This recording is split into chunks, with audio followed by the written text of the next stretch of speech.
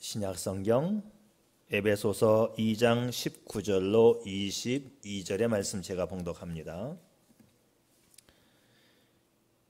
그러므로 이제부터 너희는 외인도 아니요 나그네도 아니요 오직 성도들과 동일한 시민이요 하나님의 권속이라. 너희는 사도들과 선지자들의 터 위에 세우심을 입은 자라. 그리스도 예수께서 친히 모퉁이 돌이 되셨느니라. 그의 안에서 건물마다 서로 연결하여 주 안에서 성전이 되어가고 너희도 성령 안에서 하나님이 거하실 처소가 되기 위하여 그리스도 예수 안에서 함께 지어져 가느니라. 아멘. 생활 속 주님 가까이, 많이 듣던 말이죠. 생활 속 거리 두기라는 말이 일상화되어 있습니다. 이 코로나 시대를 살아가는 이 시대에 생활 속 거리 두기는 이 삶의 원칙이 되었고 철학이 되었고 진리가 된 것 같아요. 정보기관이 대대적으로 홍보를 하고 모든 방송을 타고 전파되고 있기 때문에 생활 속 거리 두기는 우리 생활 속에 깊숙이 들어온 진리에 가까운 수준이 되었습니다. 일부 그리스도인들 가운데에는 하나님의 말씀은 좀 소홀히 해도 생활 속 거리 두기는 반드시 지켜야 한다는 그런 신념으로 무장이 되는 것 같기도 합니다. 그런데 여러분, 생활 속 거리 두기보다 더 중요한 것은 생활 속 주님 가까이입니다. 그래서 오늘 제가 우리 성도들이 생활 속 거리 두기에 푹 빠지다 보니 주님과 멀어질까 싶어 생활 속 주님 가까이, 이런 말씀을 제목으로 잡았습니다. 우리는 은연중에 생활 속 주님 가까이 하기보다 생활 속 거리 두기를 더 실천하고 있지는 않은지요. 당연히 생활 속 거리 두기는 시행되어야 합니다. 그러나 그것 때문에 생활 속 주님 가까이가 멀어지면 안 되지요. 자, 이번에 정부는 생활 속 거리 두기를 시행하면서 한국 교회에 사실상 많은 타격을 입혔습니다. 저는 정치적인 것을 말하는 것이 아니라 믿음의 문제를 말하는 거예요. 중요한 것은 믿음으로 사는 것입니다. 기독교의 세계관으로 사는 것입니다. 성경적 세계관으로 살아가는 것입니다. 정부와 세상이 아무리 뭐라고 해도 나는 내 믿음을 지킨다, 이것을 분명히 할 수 있기를 바랍니다. 정치로 승부를 걸지 말고 믿음으로 승부를 걸 수 있기를 바랍니다. 안타까운 것은 정부가 만든 그 틀이 있어요. 그 틀 속에 우리 교회를 집어넣어서 교회가 마치 코로나를 전파시키는 주요 거점인 것처럼 그렇게 계속 방송으로 몰아갔습니다. 보통 이것을 우리는 틀 또는 프레임이다, 그렇게 이야기를 하잖아요. 자, 이런 틀을 만들어 놓고 계속 방송을 하니까 사람들은 그런 줄 알고 또 믿게 됩니다. 자, 코로나 확산의 주범을 교회로 몰아가는 듯 그런 방송을 계속 해왔고 또 그런 정책을 펴온 것도 사실입니다. 자, 그런데 제가 한번 따지고 싶어요. 이 정부가 만든 이 틀, 이 프레임이 사실일까요? 자, 지난 6월 28일자 기준 통계 수치를 가지고 한번 계산을 해보겠습니다. 6월 28일 날 확진자 숫자 총 12,700명입니다. 그때의 교회를 통해서 감염된 확진자는 190명이에요. 그러면 전체 확진자의 1.49%에 해당이 됩니다. 그런데 이 1.49%의 교인들 확진자가 나왔는데 이걸 가지고 교회가 다 퍼뜨리는 것처럼 그렇게 방송을 했던 거지요. 그런데 이 1.49%, 이 190명의 성도가 감염된 이 사람들마저도 사실은 교회 안에서 감염된 게 아니고 성도들이 밖에서 생활하면서 밖에서 걸려서 교회 안에 들어왔고 교회 안에서 번진 것은 190명이 되지 않습니다. 콜센터에서 집단 감염된 거하고는 확연히 다른 문제죠. 그거는 그 안에서 자체적으로 발산이 되었음에도 불구하고 거기는 차단시키지 않았고 우리는 계속적으로 지금 7개월째 우리가 차단, 보호, 감시를 받고 살아왔습니다. 자, 우리나라 인구 통계에 의하면 기독교 인구는 1,000명을 막 넘어서고 있어요. 1,000명이라고 보면 됩니다. 그런데 정부의 이 프레임, 교회가 코로나 전파의 주요 거점이다, 이걸 계속 방송을 하면서 교회에 제재를 가해서 사실은 교회의 예배 출석률이 50%로 줄었어요. 우리 교회는 90%에 이르고 있지만 대형 교회는 절반으로 뚝 줄었습니다. 왜냐하면 통제가 안 되는 교인들이 많잖아요. 10만 명 모이는 교회에서 뭐 60% 70%가 누가 누군지 몰라요. 많은 성도들이 예배 참석을 안 했습니다. 그러니까는 1000만 명 교인 가운데에서 이 일로 인해서 절반인 500만 명 정도가 이제 교회 예배 출석을 했습니다. 그러면 500만 명 중에서 교회에서 성도 중 확진자는 190명인데 그건 퍼센테이지로 나타내게 되면 0.005%가 조금 안 돼요. 자, 0.005%가 조금 안 됩니다. 그런데 왜 교회가 코로나를 예방 수칙을 안 지키는 코로나 전파의 진원지로 그렇게 계속 방송을 했는지요? 자, 뉴스에 나온 내용을 그대로 제가 옮기면 이렇습니다. 일부 교회에서 계속적으로 코로나 확진자가 확산되는 바 교회의 소모임을 통제하게 되었다. 뉴스의 내용 제가 그대로 한번 옮겨왔습니다. 거짓말 뉴스지요. 종교 탄압 뉴스지요. 초창기 때에는 경찰력을 동원해서 예배를 감시하는 아주 웃기고 슬픈 일이 자행되기도 했습니다. 자, 보세요. 제가 알기로는 마포구 내에서는 교회 확진자가 아마도 한 명도 없는 것으로 저는 알고 있어요. 그런데 어떻게 교회가 계속 발산하고 있기 때문에 교회 예배를 통제할 수밖에 없다라는 방송을 내보내는지요? 저는 확신합니다. 우리 교회는 청정지역임을 저는 확신해요. 어제도 이 의자와 이 바닥이 흠뻑 젖을 만큼 소독약을 뿌렸습니다. 그리고 기도하는 성도 한두 분과 청소했던 성의 청년, 그리고 저 외에는 이 교회를 다녀간 사람이 없어요. 일주일 내내 교회는 환기시키고 소독하고 청소하고 일주일 내내 비워둡니다.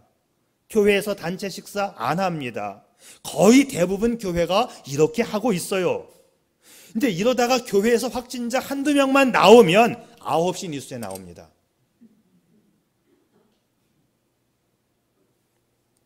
그래서 사실 또 신경이 안 쓰일 수가 없어요. 저는 또 목사이기 때문에 만약에 목사가 걸렸다, 반석교회는 끝나는 거예요. 지금 정부의 프레임이 그렇습니다. 정부의 틀이 그래요, 지금. 교회를 계속적으로 이 코로나 확산의 어떤 주범처럼 계속 몰아가는, 이게 저는 좀 슬퍼요. 자, 이제 정부는요, 이 코로나의 프레임 말고 또 하나의 틀, 또 하나의 프레임을 만들고 있어요. 이 프레임은 아주 강력한 프레임입니다. 여러분 아실 거예요?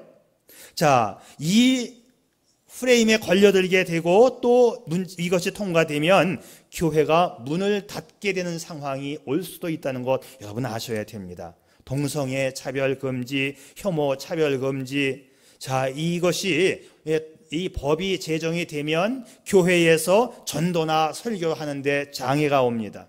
제가 성경대로 설교를 못해요. 성경대로 전도 못합니다. 굳이 필요 없는 차별금지법을 만들었죠.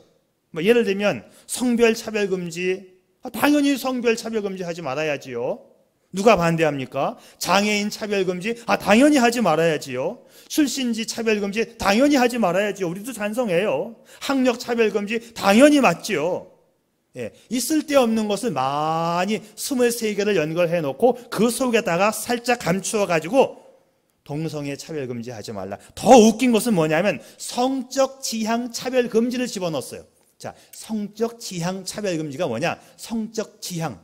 내가 어떤 성별을 지향하느냐. 자, 제가 남자입니까? 여자입니까?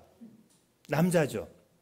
그런데 이 법이 통과되면 내가 남자인데 나 오늘부터 여자입니다 라고 말을 하면 나를 여자로 봐줘야 되는 거예요. 왜? 개인의 의견을 존중해줘야 된다는 거죠. 자, 이 법이 이상한 법을, 다른 건 다 우리도 좋아요. 학력, 성별, 장애인, 출신지 차별하면 안 되는 거 우리도 인정하는데 그것은 그냥 안 정화도 되는 법에다가 이상한 법 하나를 끼워 넣은 겁니다. 동성애 차별 금지, 성적 지향 차별 금지. 그래서 개인이 나는 여자야 라고 하면 그걸 인정해 줘야 된다는 법을 집어넣은 거지요. 그러니까는 여기 이 목사가 나는 여자입니다 라고 하고 여자 화장실에 들어가도 괜찮은 거예요. 이게 법입니까, 이게? 성적 지향 차별 금지는 바로 그런 내용이에요.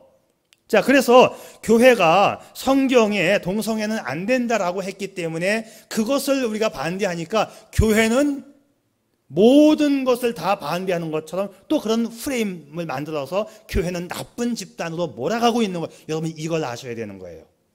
교회가 왜 성별, 장애인, 출신지, 학력 차별, 그거에 왜 교회가 반대해요? 우리는 누구보다도 그런 것에 대해서는 앞장서서 지키고 따라가는 사람들이지요. 그런데 성적 지향, 이상한 법이잖아요. 말도 안 되는 법이잖아요. 동성애, 그거 말도 안 되잖아요. 그것 때문에 얼마나 많은 에이즈 병이 확산되고 있어요.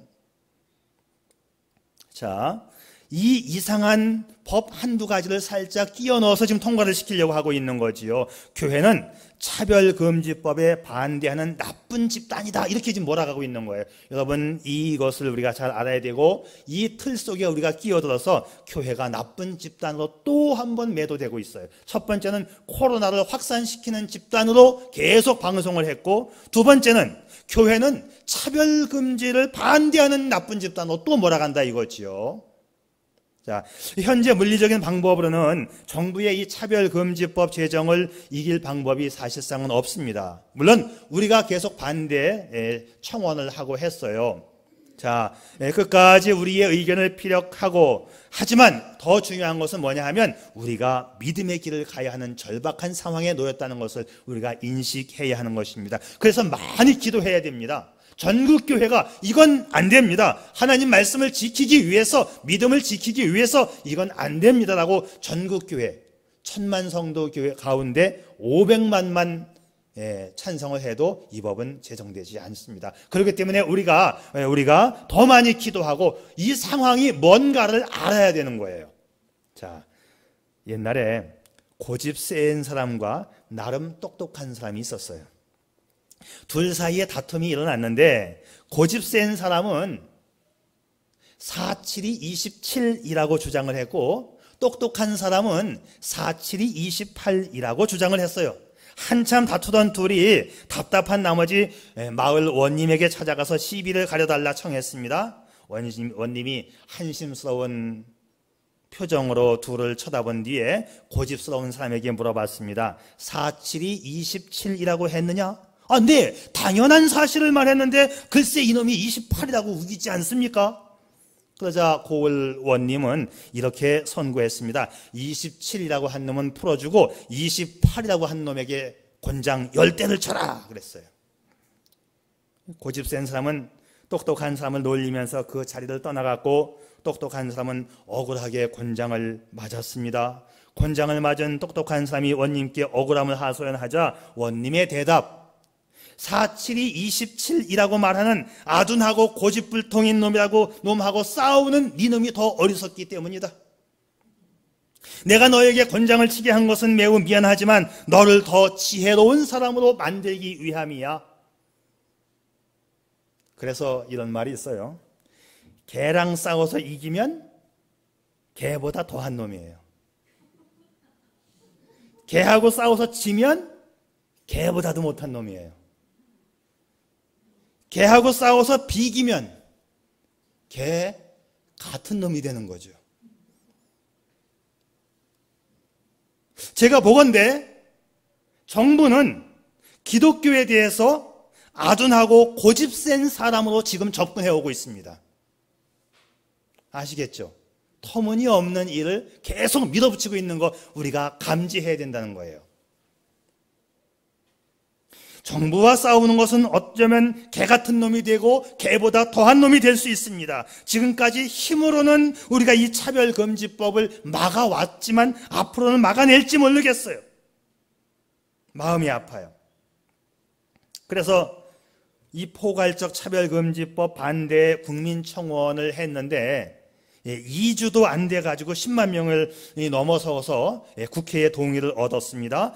이제 국회에서 국민청원을 받아들이는 이 채택이 받아들이게끔 되어 있어요. 그래서 국회에서 국민이 이거는 안 되는 법이다라고 이렇게 많이 청원을 했으니 이거를 법으로 올려야 되느냐 말아야 되느냐를 이제 국회의원들이 결정을 할 것인데 민주당이 많아서 어떻게 또 판결을 내릴지 모르겠습니다.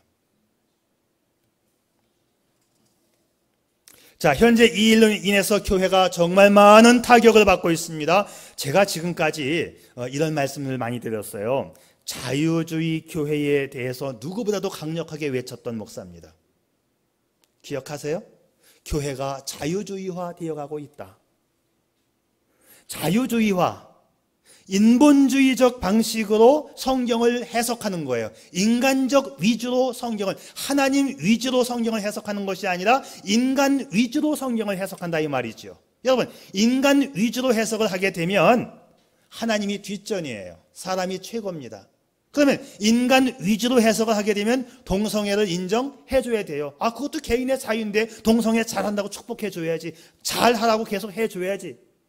인본주의적으로 해석을 하게 되면 동성애를 인정하게 되는 거예요. 그러면 자유주의화 되었다. 한국교회가 자유주의화 되어 가고 있습니다라고 제가 얼마나 많이 거품을 물면서 외쳐댔는지 여러분 아실 거예요. 근데 여러분들은 그게 인식이 안 될 거예요. 왜? 우리 교회는 동성애 인정 안 하는 교회이고 목사님이 그렇게 외쳐댔는데 우리 성도들은 깨끗해. 나하고는 관계가 없어. 우리 교회하고는 관계가 없어. 그렇게 인식을 하고 있을 걸로 저는 믿고 있고, 그게 나하고 무슨 관계인가? 그런데 저는 우리 한국교회는 이미 50%나 그렇게 되었습니다라고 여태까지 가르쳐 봤어요. 자, 그런 단체가 어떤 단체냐? WCC라고 하는 단체가 있고 NCCK라고 하는 단체가 있어요. 이 단체에 가입된 교회에서는 동성애를 인정합니다. 그 인정하는 교회가 한국의 몇 퍼센트? 50%가 넘는다.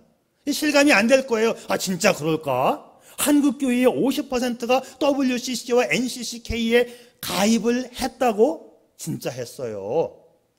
몇 번째 말씀드리는 거지만. 그러니까 문제는 뭐냐 하면 정부가 차별금지법을 제정해서 이제 공포하려고, 이게 투표기에 붙이려고 하는데 교회 중에 절반이 거기에 또 찬성을 해준다니까요.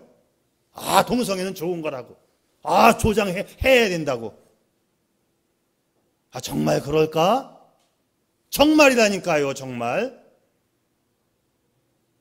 나는 나대로 신앙생활 잘하고 있으니까 아무 문제가 없겠지라고 하면 그건 문제예요. 조금 더 깊이 생각해 보겠습니다. 그게 문제인가 아닌가 한번 보세요. 자, 한국교회가 성경적 믿음에서 떠나 동성애를 찬성하고 불교나 타종교회도 구원이 있으니 아무 종교라도 열심히 믿으면 된다 라고 한다면 그 교회가 하나님의 생명력과 하나님의 능력이 발휘될 수 있을까요? 여러분 어떻게 생각해요? 있을까요? 우리 교회는 no입니다. 맞죠? 네. 저는 그렇게 믿고 있고 저는 여러분을 그렇게 가르칩니다. 그런데 이 말에 대해서 아니요라고 하는 교회가 반이라니까 한국에요. 진짜일까? 진짜입니다. 동성애를 찬성하고 타종교회도 구원이 있다라고 믿는, 그리고 정부가 밀어붙이는 차별금지법을 찬성하는 교회가 상당수 있다는 이 가슴 아픈 현실을 다시 한번 여러분 인식할 수 있기를 바라요. 자, 그래서 조금 제가 좀 미안하지만 제가 이게 너무 지금 뜨거운 감자로 지금 우리 이 정부에서 우리 한국에서 떠오르고 있기 때문에 미안하지만 이제 어느 교단을 지칭해서 제가 좀 설명을 좀 드리고 싶어요. 많은 교단이 거기에 들어가 있지만 감리교단. 자, 감리교단에서 지금 내부에 분열이 일어나고 있어요. 왜? 감리교단이 WCC와 NCCK에 가입이 됐어요. 그리고 감리교회 이동환 목사, 저하고 이름이 비슷한데 이동환 목사가 동성애 축제하는 장소에 가서 축복 기도를 해주고 잘한다고 조장을 해줬어요. 그러니까 감리교회의 신실한 목사님들이 아니 이럴 수 있느냐, 이 목사를 제명시켜라. 그런데 제명을 안 시킵니다. 왜? 거기에 제도와 정책이 동성애를 인정하는 정책을 갖고 있기 때문이에요. 이제 내 말 이해되겠습니까? 감리교 정책이 그렇다니까? WCC에 가입을 했다니까요? NCCK에 가입을 했다니까요? 그러니까는 그 목사를 제재를 못 가하는 거예요. 그런데 젊은 목사님들이 아니다, 성경에 위배되었다. 지금 문제가 뭐냐? 감리교단이 두 쪽 나게 생겼어요. 동성애를 지지하는 측과 이런 목사님들을 제외시켜야 한다는 측과 50대 50으로. 자, 제 말이 아직도 안 믿어지면 유튜브를 찾아보아도 좋고 감리교 총회 사무실에 전화를 걸어봐도 좋습니다. 내 친구 중에 감리교 목사가 있는데 바로 지난 주일날 이렇게 얘기했어요. 우리 감리교단이 둘로 갈라질 것 같아. 동성애를 찬성하는 목사님, 차별금지법에 찬성하는 목사님들이 반이 넘어. 근데 성도들은, 제가 그랬죠, 목사들은 이미 자유주의화 되었는데 성도들은 자유주의화 안 된 성도가 많다고. 한국교회는 목사가 지키는 게 아니고 성도가 지켜야 한다고, 세상이 이렇게 됐다고 언제 말한 적이 있었습니다. 감리교 평신도 회의에서 동성애 찬성하는 것, 그리고 종교다원주의에 찬성하는 것에 대해서 우리 감리교가 몰아내야 됩니다. 그런 목사님 처단하십시오 라고 평신도들이 또 지금 들고 일어나고 있어요. 웃긴 현상이지요. 목사님들 중에 대부분은 동성애를 찬성하고 있고 불교에도 구원이 있다고 외치고 있는데 성도들은 아니라는 거예요. 성도들은. 이게 웃긴 현상이잖아요, 이게 지금.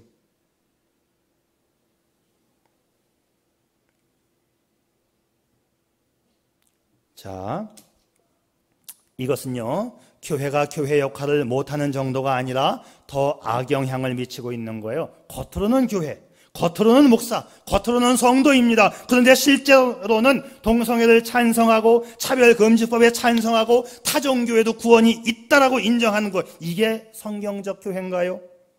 자, 이렇게 되면 교인 아닌 불신자보다 더 나쁜 영향을 미치게 돼요. 차라리 안 믿는 교인 아니라고 하는 게 더 좋아요. 왜? 말로는 교회인데 교회를 파괴하고 있는 거지요. 교회 안에 암세포입니다. 내 몸 안에 있는 암세포는 내 거예요. 내 세포예요. 그런데 나를 죽이는 세포잖아요. 그게 암세포잖아요. 교인이에요. 목사예요. 그런데 실제로는 교회를 죽이는 일에 동참하고 있는 것, 이게 지금 큰 문제로 지금 감리교 안에서 지금 싸움이 일어나고 있어요. 이게 우리나라의 현실이에요. 자, 제가 늘 몇 번에 걸쳐서 지금 말씀드렸는데 이 말 잘 기억해 보세요. 성경이 아니라고 한 것을 사람이 괜찮다 하고 그것을 법으로 지정하는 순간 한국은 망하는 것이다. 성경이 아니라고 한 것을 사람이 괜찮다 하고 그것을 법으로 지정하는 순간 한국은 망하는 것입니다. 여러분, 우리가 믿음으로 막아낼 수 있기를 바랍니다. 이 동성애를 찬성하는 목사님들의 주장이 뭐냐 하면 예수님도 간음한 여인을 용서했지 않느냐? 맞아요. 간음한 사람을 우리가 용서해야 돼요. 동성애자를 우리가 용서는 해야 돼요. 그런데 그 일을 계속하라고 할 수는 없잖아요. 주님이 간음한 여인에게 너 잘했다라고 말하지 않았어요. 용서해주고 다시는 이런 일 하지 말라라고 끊었지요. 동성애자 우리가 용서는 해줄 수 있어요. 그런데 다시는 하지 말라라고 말을 해야 될 거 아닙니까? 왜 계속 하라고 말하는 거예요? 제 말 아시겠어요? 이게 지금 우리 한국의 실정이란 말이에요.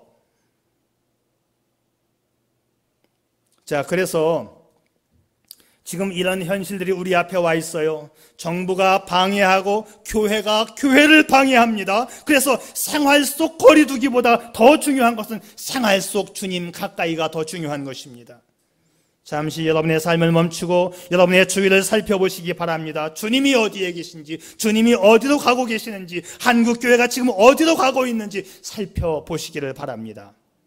그리고 주님이 우리에게 베푸신 그 은혜와 사랑을 의지하며 주님께로 나아갈 수 있기를 바랍니다. 우리가 해야 할 많은 일들보다 우선적으로 이 일을 행해야 돼요. 늘 주님 바라보고 그 주님과 동행해야 합니다. 이 길 결코 쉬운 길 아닙니다.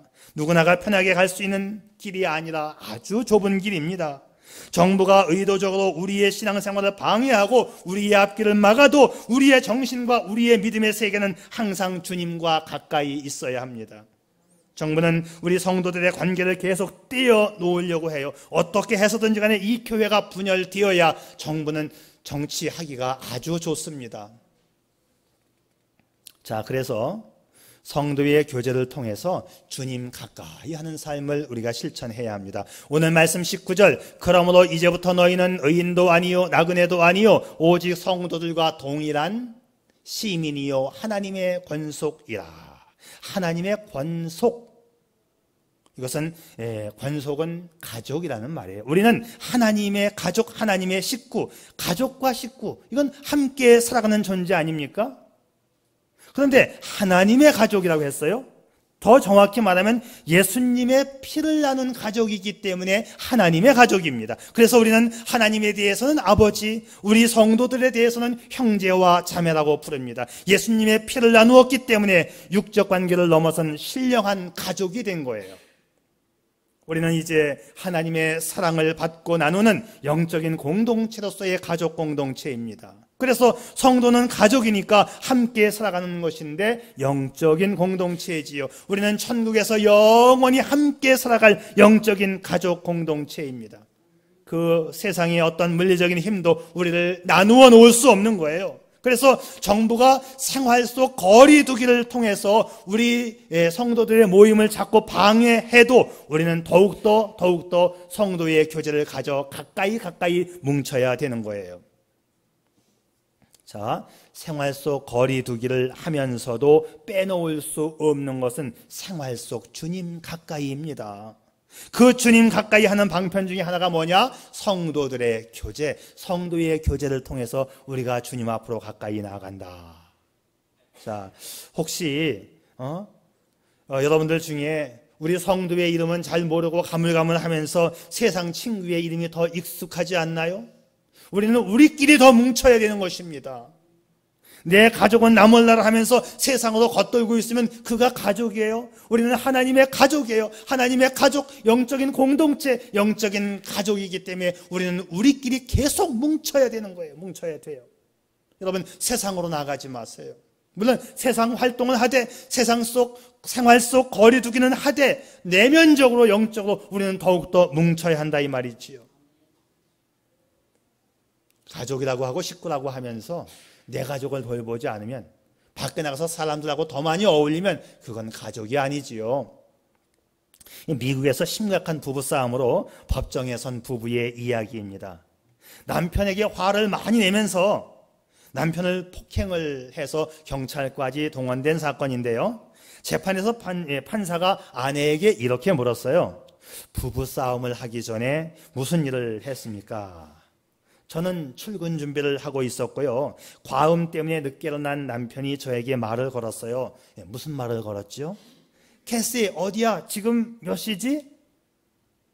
자, 어젯밤에 술 먹고 들어온 남편이 아침에 출근 준비하는 아내에게 캐시, 지금 여기가 어디야? 지금 몇 시지?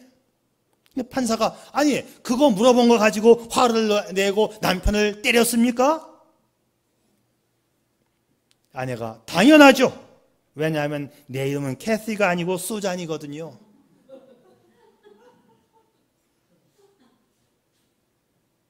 이해가 되시죠? 내 아내는 뒷전이고 밖에서 술 친구로 지내는 그 여인의 이름이 더 익숙해서는 그게 가족이 아닙니다. 우리는 예수님을 구세주로 믿는다고 고백하면서 영적인 가족에 대해서는 등한시하면서 세상 친구들과 더 가까이 지내고 있지는 않은지요. 생활 속 거리두기 때문에 주님 가까이가 실천되지 않고 있다면 안 되는 것입니다. 여러분, 성도의 교제를 통해서 생활 속 주님 가까이를 실천할 수 있기를 바랍니다. 그리고 이 주님 가까이는 날마다 계속되는 일이에요. 자, 21절과 22절, 그 안에서 건물마다 서로 연결하여 주 안에서 성전이 되어가고 너희도 성령 안에서 하나님의 거하실 처소가 되기 위하여 그리스도 예수 안에서 함께 지어져 가느니라. 성도의 교제가 영적인 가족의 삶이잖아요. 자, 이 가족이라고 하는 거 처음부터 완벽한 가족은 없어요. 신부가 시집을 오게 되면 그 가족들과 친숙한 관계가 되기 위해서 많은 시간과 노력이 필요합니다. 주님과 가까이 하는 삶도 처음부터 교회 생활에 익숙하고 처음부터 믿음 생활이 잘 되지 않아요. 매일매일 조금씩 주님과 가까워져 가는 거지요. 교회는 천사들이 모인 곳이 아니라 죄인들이 모인 곳입니다. 굳이 표현하자면 교회는 죄인들이 의인 되어보겠다고 애쓰는 사람들의 모임이에요. 그래서 교회 안에서 이 죄인들의 모습을 발견하기는 그리 어렵지 않습니다. 수두룩합니다. 그래, 이런 예화를 제가 자주 들었죠. 교인 한 분이 목사님을 찾아왔어요.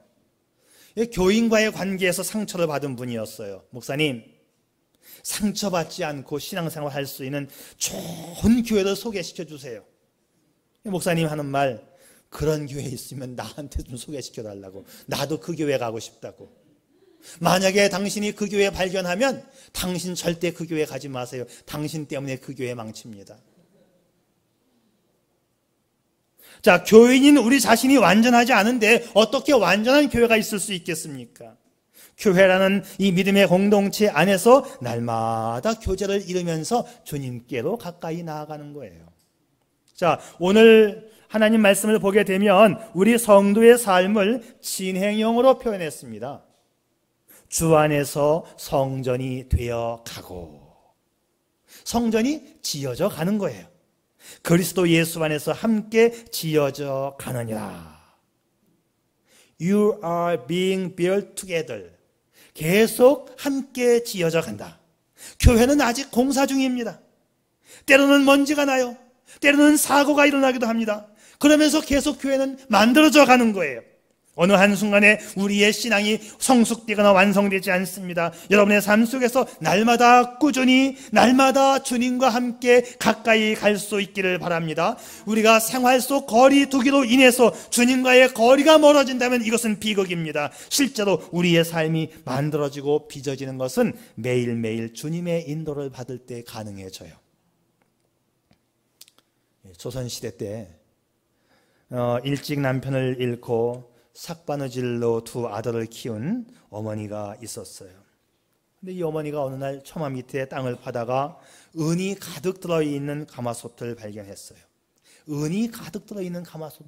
홀어머니가 바느질해서 아이를 키우는 어려운 어머니였지요. 그런데 이 어머니는 뒤도 돌아보지 않고 그 가마솥을 그대로 묻고 그 집을 팔고 이사를 가버립니다. 나중에 두 아들이 장원급제해 벼슬을 하고 학문의 깊은 학자가 되었을 때 어머니는 그 옛날 살던 집 가마솥 이야기를 꺼냈습니다.